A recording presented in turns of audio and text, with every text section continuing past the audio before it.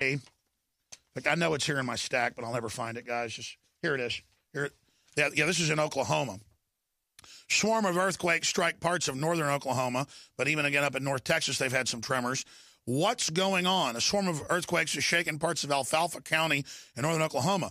The U.S. Geological Survey says 4 earthquakes have been recorded, and these are big ones for that area of the country, around Cherokee and Helena since late Wednesday, including a magnitude 4.3 quake with 5 miles east-northwest of Cherokee at 9:08 a.m.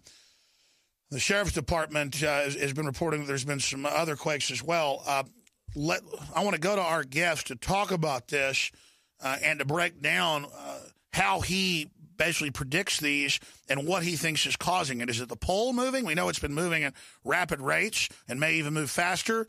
What's going on with Yellowstone? Is there really, because I've read this and talked to some folks that say it is there, that most U.S. Geological Survey seismologists are fully government funded. Or they work at a university that's government funded, and they've been told if you say anything alarming, which we saw a few years ago, about the Yellowstone could be getting ready to go, that you'll be fired or never see the light of day again. Stan, is that true, A? And then B, just give us what you think is most important first off. Well, Alex, as far as what the muzzle is on the USGS, that has been a matter of public record, probably 5 years ago. But I have had a chance to talk to a couple of witnesses that were actually at Yellowstone, and when people were told, the geologist, to keep their mouth shut or they would be fined or imprisoned. And that was probably 2 years ago that I got the phone calls to tell me about that. That's right. And they use the argument, don't they, that, well, this is government equipment, and so this is classified, even though it's not a classified agency. Yeah, look, they even told the truck drivers that were bringing the equipment in, they weren't even USGS personnel. Don't you talk. They made them sign the little non-disclosure agreement, fine or imprisonment.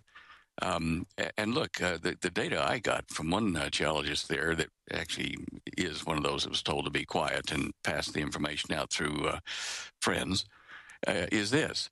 They are monitoring all kinds of sites that they're not showing on the USGS earthquake plot for Yellowstone.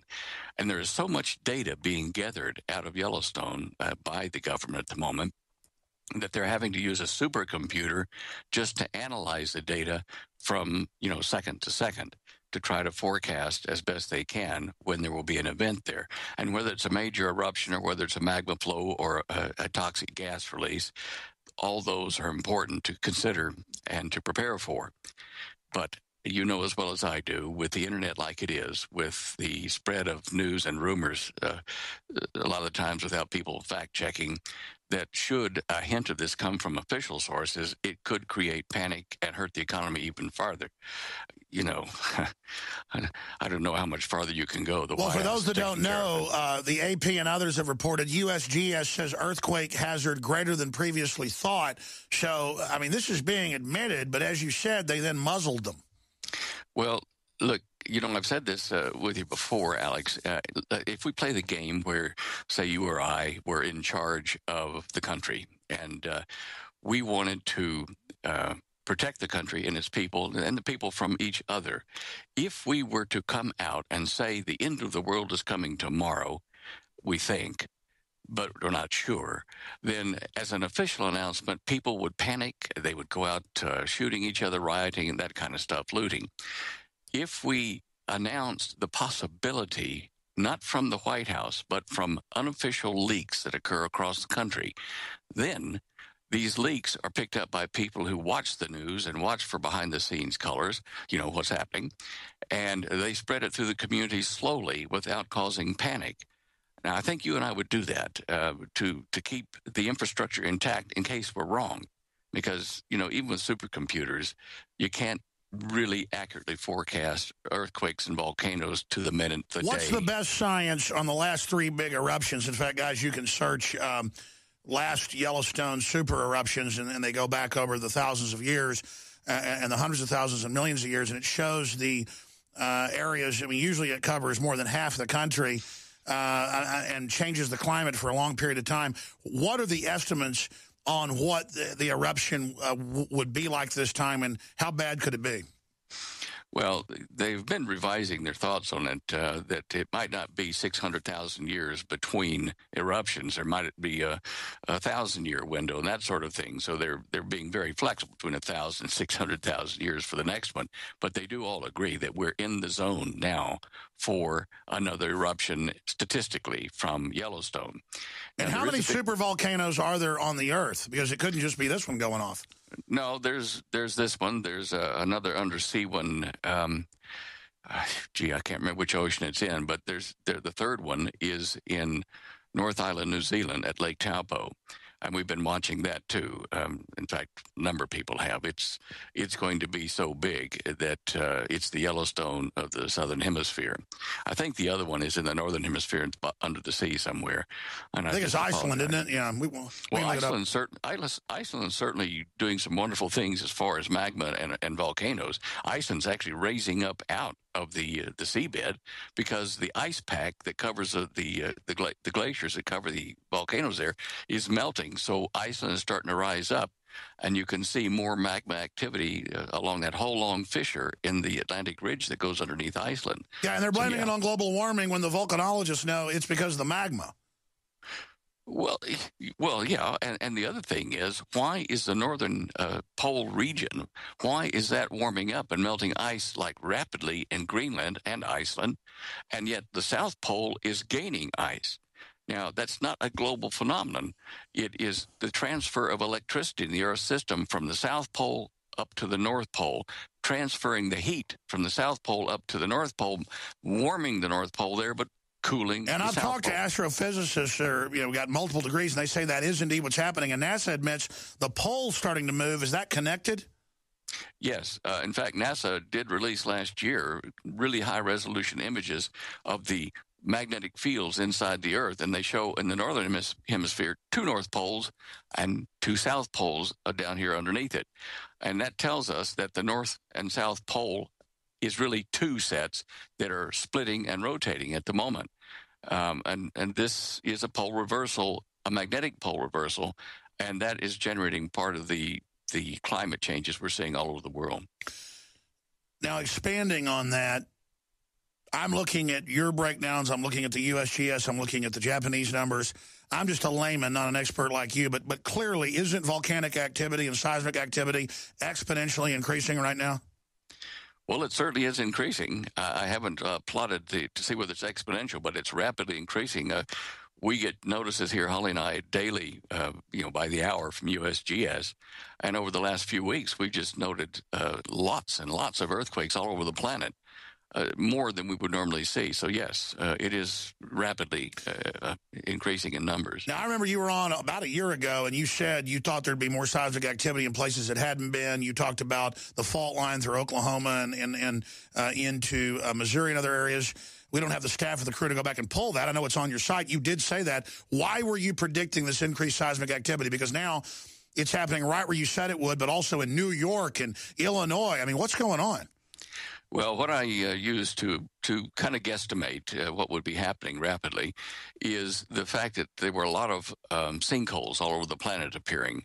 And these, to me, it fits in with my hypothesis that the Earth is expanding again. It has expanded before by as much as 25% of its old diameter.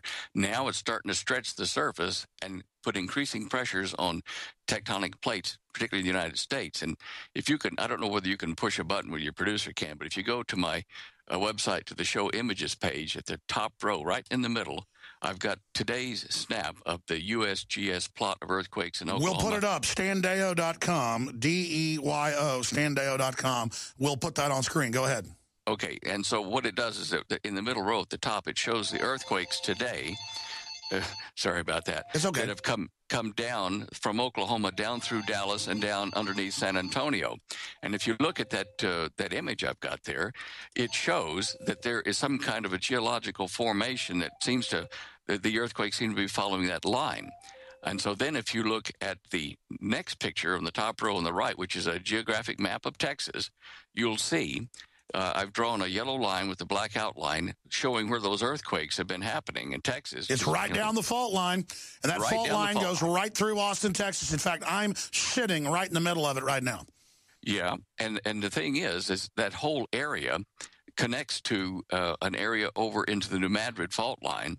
Um, if you go to the second row, first picture where it says New Madrid fault region, and go on there to, I'm just going to tell you which line to go to. 1, 2, 3.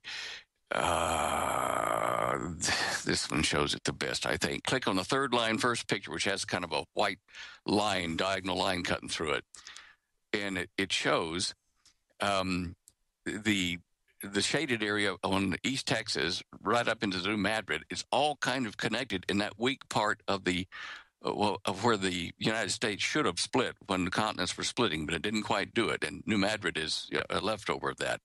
But I saw that if we keep stretching that it would create stresses along the edge of that that plain, that coastal plain that goes up toward Dallas and Austin. And that's exactly what's happening. There is a safe zone, kind of a shield, if you wish, that if you, I'm just trying to see if I've got that. I don't have that map up there at the moment, I don't think. But anyway, this shield is a line showing where earthquakes occur from the edge of Canada, on the west side, all the way to the east side, down into Oklahoma region. And that is called a shield. And inside that area, north of that area, there's not many earthquakes, but south, east, and west of that, toward the coastal regions, there is.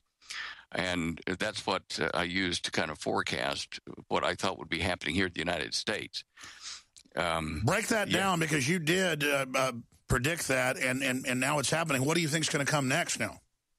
Well, I think that we may see some more earthquakes start to form from Oklahoma City eastward toward Little Rock, Arkansas, into the New Madrid fault line, somewhere in that weakness area there. In fact, if you look at that middle picture at the top row of the main page, the show images page, you'll see a lighter region which shows a depression in the landform of the United States coming from Oklahoma City over toward Little Rock. And there is a fault line there that's not been very active, but I suspect that will be an area we will see some earthquakes here in the next few months. Boy, Oklahoma has just seen, it looks like 100. How many? That looks like a lot. That's a lot of points. Well, yeah, and that we think is due primarily to fracking, where they're injecting water into gas and oil wells, to bring it back up to the surface. And we do that here in Colorado as well, but they're doing so much here that I suspect that what they're trying to do is relieve seismic pressure in smaller amounts in that region to avoid a massive earthquake, where the pressure builds up and doesn't release until it's too big. Now, I know the Israelis patented systems to use explosives, they believe, with computer models to stop earthquakes. That's right. Can you tell us about that? Well, I actually was in the middle of one of those over in West Australia years ago, back in the late 70s. At that time, I was seeing classified telexes coming from Pine Gap. But the United States sent a team over to Western Australia, north of Perth, into the mining fields, to start detonating along minor fault lines with TNT. They had the teams out doing it. They were tributary fault lines to a major fault line that ran from up the coast above Perth down through Perth.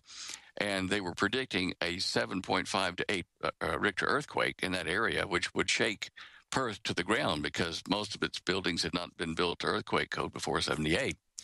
Now, to mitigate that, they were relieving the pressure on the main fault line by blasting the smaller ones and letting the pressure equalize out. Now, the Israelis have come up with a better system, as I understand. They drill, don't they? I think they do go down deeper, yeah. No. And because when you're blasting at the surface, it's not as good as getting down, like a kilometer or so. Amazing. And it's so fascinating, not just from the perspective of, ooh, this is scary. We're on a planet in space with molten lava just a couple miles under us. I mean, it's just so amazing. We'll be back with Stan Deyo. I'm Alex Jones, StanDeyo.com. We're at Infowars.com and PrisonPlanet.com. Spread the word. This is important. You can, again, go to StanDeyo.com and find out about all of his very interesting work in black projects and more. But, Stan, thanks for being on the hold during that break and plug. Let's go. And, of course, people can find all your books as well there and a lot more. But before we go any further, let's get back into earthquakes, hit the most important points. I've asked a lot of the questions now. You kind of cover some of the other areas of what's happening with the Earth's crust, what's happening inside of it, the pole shift, all of these things that are just out of this world but are really happening. And then let's get into your view. Geopolitically, it seems like all hell's breaking loose. And I know you're a smart guy and have a lot of contacts on that front. What's happening? Stan Deyo. Okay, first on the earthquake situation, while we were having the break there, I uploaded an image of something I think you and your listeners will find very, very interesting. It's on the fracking sites in the United States, a map published by the industry April last year. Fourth row from the bottom on the right-hand side, it says Fracking USA. And if you click on that map, all the green dots you see are where they are fracking into oil wells or gas wells, etc. And when you look at the earthquakes today through Dallas down through San Antonio and beyond, you will see that to the right of that, they are fracking the heck out of it all the way over into Louisiana. And up at Oklahoma City, you'll see they've started, not only they got fracking all around Oklahoma City and north of it, you will see that there is a finger of fracking going out to the right through Arkansas, just like I was telling about, along that fault line, right into the New Madrid fault line. And in West Texas, there's a whole cluster out there. Don't know why they're doing that so much, unless it is for oil and gas. But these others in the plains of Texas, the coastal plain region, and in Louisiana, and part of Mississippi, that tells you that they're taking a great risk pulling it out there, because those are very well-laced areas with fault lines because of various activities. And by the way, 5 years ago, I heard you on Coast to Coast AM. I'm not tooting your horn. It's just no brag, just fact. I heard you with George Norrie saying you believed fracking was connected to earthquakes. And now top scientists agree in the last year. We have an ABC News headline that fracking is connected to the earthquakes in Texas. Yeah. Look, it's a minor victory to be saying that. I'm sure that the geologists knew it at the time, but it took this long for them to be able to say it publicly, I think, without getting in too much trouble. I interrupted. Please continue. Okay. Well, that's all. I just wanted to show you that on that fracking map that it's quite interesting that they're doing it on fault lines and certainly the coastal plains of Texas. And into Louisiana, Mississippi. These were all lowered and damaged by the Chicxulub meteor impact in the Gulf of Mexico, long time ago, which shoved up shockwaves up into Texas. So it already is a weak area. And I just, I don't know whether they're weighing their need for the gas and oil from those fields against trying to avoid any subsidence or earthquakes in the area. I just don't know. But that map, when I look at it, it just stands out in your face that there's something big going on in those areas. Anyway, that's earthquakes. What are other hot areas in the world or in the United States for seismic activity? Well, we have, let's see here. Let me see if I can just pull it up. Alaska, of course, is always ongoing. The one that I watch the most is right up near Eureka, California, off the coast. There's a long ridge that comes in out of the North Pacific. It's called the Mendocino Ridge, or fault line, but it's a ridge. And as it joins into California, Eureka, it's at the very foot of something called the Juan de Fuca Plate. And geologists have been watching this for years in comparison to all of the other fault line locations around the entire Pacific Rim, the Ring of Fire. And the only area that has built up this much pressure, here at like a Richter 9 or plus earthquake, is right here at the foot where the Mendocino Ridge comes into Eureka. And this is what you said last year, is this is the only area in this big Ring of Fire that hasn't yet triggered. That's right. It's over 55 years overdue by their estimates. And so that there alone tells you that, maybe they're not quite that accurate, so it's a guess. And it is. And in their defense, it is the best guess they can make. What would happen if it fully triggered? We're talking about an 8, a 9? Yeah, you are talking about a 9. And that would produce tsunamis along the coast there. Of course, it would hit Japan later, a few days later. And we've been so blessed. People go, that'll never happen here. I know folks that have been in some of these LA earthquakes that are a lot smaller, where highways collapse, hundreds die. I mean, folks, how many hundreds of thousands died in the tsunamis a decade ago or less, I guess 8-9 years ago? People, I mean, this is happening all over the world. We've been very blessed not to be hit by what's hit Pakistan and Iraq and Iran and all these other countries that just get devastated. I mean, I've seen numbers of hundreds of thousands getting killed in earthquakes in places like Pakistan. You know, Alex, you chose the word blessed, and I do agree. It is by the blessing of our Creator, God, that we have been spared these things. But when we pull away from God, like we're doing now, due to the administration, you know, and all the changes they've made, we can expect these things to fall upon us like judgments. You know, it's the blessing is being removed, I'm sure. You know, it is really true historically that when governments do really bad things, even the pagans believe that if the government got real bad, that they'd have earthquakes and volcanoes and all the rest of it. And the Bible says that, and people always poo-poo it. I just know that it's pretty interesting what's happening right now. Well, let's watch what happens in the Middle East. We can segue from here to politics, because if the United States is heavily involved, which it is, in the partitioning, the dividing of Israel for a peace treaty between, you know, Palestine and Israel and you know the rest of the Arab nations. If it is divided, we can expect our country physically to be divided by earthquakes and damaging geological events like volcanoes, etc. And you're saying because that's in Revelations or Daniel, or you? No, I'm just saying we've observed that whenever we do something to hurt Israel, something of a measured response comes from God to our country, you know, a proportionate response. So wait for it. When we hurt Israel, we're going to get hurt. And this administration, I mean, gosh, I tell you what, if you go to my show image page, second row down, right in the middle, I have a picture of Patrick Stewart, you know, Captain Kirk, in the movie they made, Star Trek First Contact. And he's saying there, this far and no farther. You know, they draw the line, and that's like in the Alamo. The line must be drawn here. We have got to stop this administration. Somehow, we must draw that line now, and I can't stress that enough. Well, there is. I mean, even for folks that don't like some of the things Israel's up to, sometimes they're different governments. Yeah. What's going on with arming all the radical Islamists, turning them loose all over Africa, the Middle East, trying to overthrow Egypt, and then criticizing Israel? I mean, that is what the White House has been doing. That's just insane. Well, the White House is funding, the enemies of Israel. And even though you say that there are good Muslims and then there are terrorist radical Muslims, when you fund those countries, it funds the radical segment more than it does the people, the Muslims of those countries that really just average everyday people.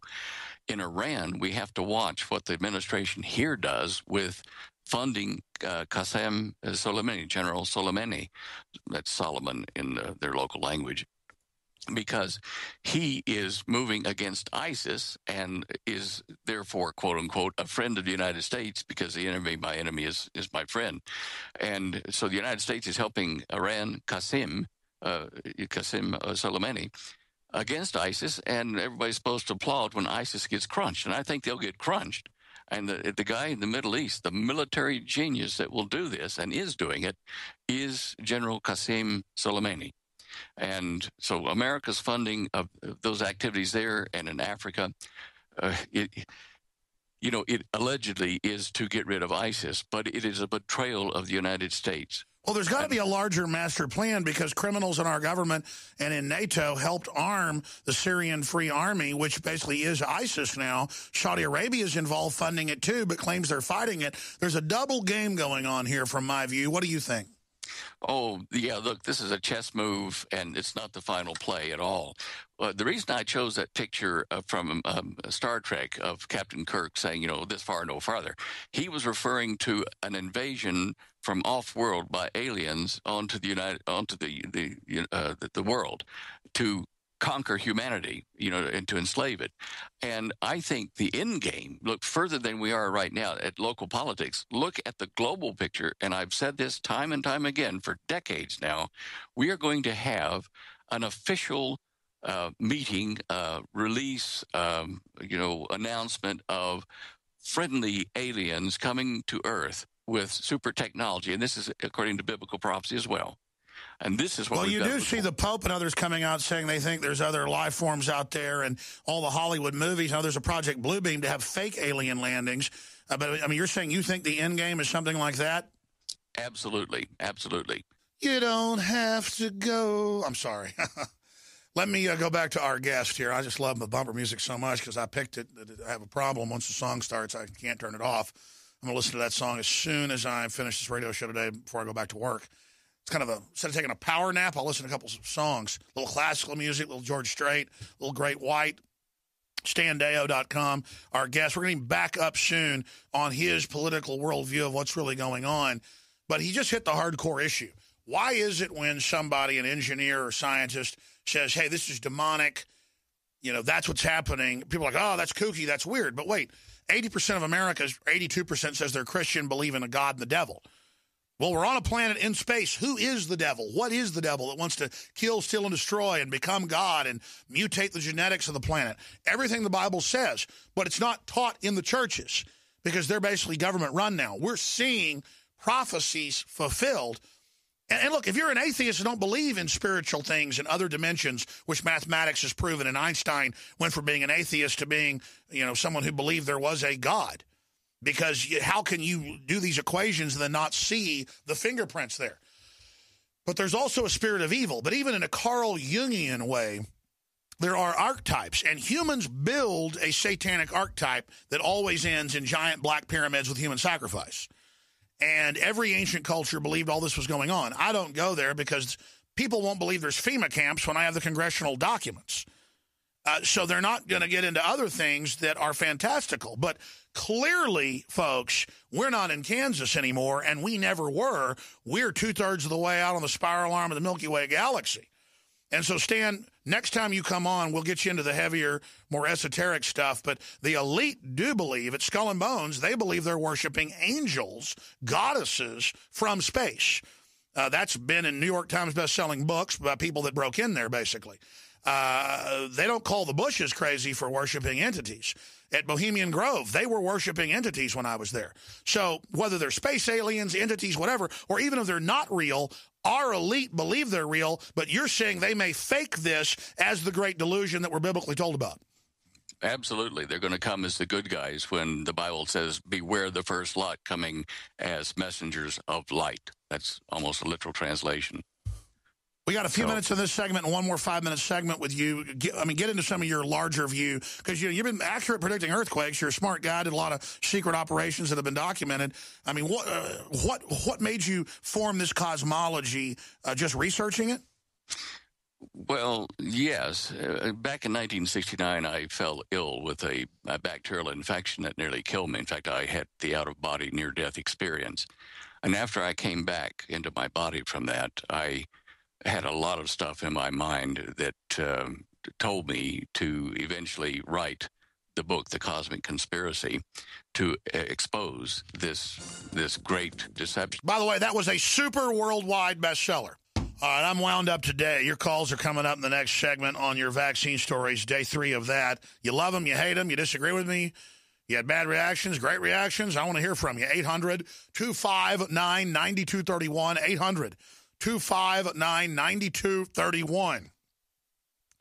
Going back to Stan Deo. Stan, finishing up, give us a little preview of what you're going to cover next time you're on.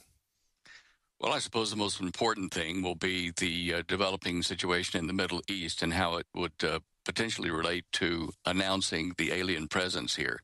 I know that for years, a number of us, in the radio industry here and in the news industry have poo-pooed the idea of UFOs and aliens, and anybody that talked about that for real should be wearing a little tinfoil hat, But now that things are becoming quite intense in the world, just as I predicted in the Cosmic Conspiracy and in the TV shows, I'll be talking about why the world events are going where they are. Move ahead a bunch of chess moves from where we are now. And I want to warn people in a long discussion saying, look, here's what you watch for and here's what to avoid. And I base a lot of that on what's in the biblical prophecies about this time. They have been so accurate and are becoming even more accurate now, happening before our eyes, that it's going to be easy for me to point people to this and say, here's what you do And here's what you don't do if you want to get through this and, as the Bible says, have everlasting life. You know, Colonel Craig Roberts, good friend of mine, I want to get him back on. He died of cancer, surgery and colon cancer for 10 minutes. I mean, you know, unless you're putting ice, there's no way you're going to come back from that. He came back from that, had the whole experience of the portal, the angel, a decision being made. He was given all the data sent back. And there's even mainline, as you know, studies and reports, government reports. We could do a whole show on this, where people who aren't even Christians, who are in African tribes or who are in New Guinea, when they die and come back, it's the same thing. This is real. I mean, this is going on. Absolutely. What happened to you briefly when you died? Well, I left the body. I shot through the roof in my room and out into a very smooth, velvet-like darkness. And off to my right, as I was moving through this darkness toward a light way out there, off to my right, there were a bunch of like little theaterettes, like maybe 50, 60, even 100, all showing events in my life up to that point where I had hurt someone by actions or deed. And then they would go a little bit further, showing how that affected that person's life down the road. It was kind of like judging myself. And as I was moving through this silky darkness, pieces of me seemed to be washed out by this invisible fluid, like dirt clods, and they would fall behind me in a puff of smoke.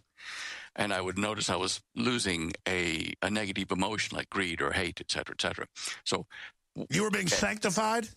Well, I was sitting in judgment, nodding my head, saying, yeah, okay, I did that. I wasn't embarrassed or anything. I was just looking analytically at the things I'd done wrong, what it had happened, what it had caused. And I even got to see a little bit into the future. And then when that all stopped and I was, able to just think without watching all those screens at once, which I could do easily at that point, my mind was bigger and I could know about the universe. And I said, well, how does it work? And how do flying saucers work? And all kinds of questions. But when I squeezed back into my body, it was like getting into a tiny little shoe, and pieces of what I had learned out there seemed to drop off the side. It was fragments. Yeah, and they came back later in dream states over the next, probably 7 to 10 years. Well, that's the same universal thing going back thousands of years since writing was invented. And same thing with Roberts. He was in a dark room, and the angel had his hand on him. He was like just being instantly shown all the good things he'd done, bad things he's done, and it was like. And then the decision was made, just like, in the movie, send you back. It's just unbelievable. It's so real. Right, it is. It really is. We live outside the body. It's amazing. And the enemy knows that and tries to keep us from ever being aware of it. StanDeo.com. We'll talk to you soon, sir. Thanks, Alex. Night.